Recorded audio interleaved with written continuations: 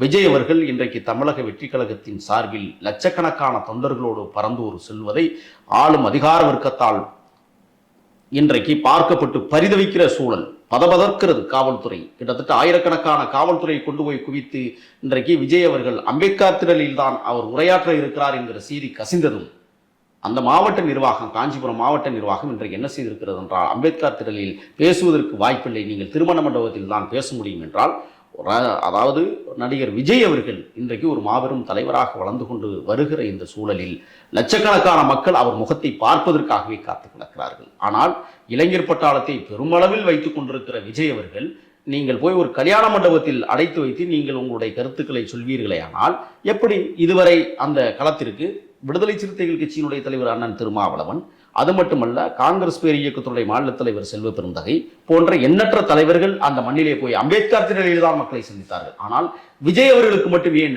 நீங்கள் திருமண மண்டபத்தை ஒதுக்குகிறீர்கள்? அப்ப இவர் வளர்ந்து விடக்கூடாது என்பதை கங்கணம் கட்டி கொண்டு மாநில அரசு செயலாற்றி கொண்டிருப்பதை நாம் கண் முன்னால் பார்க்க முடிகிறது.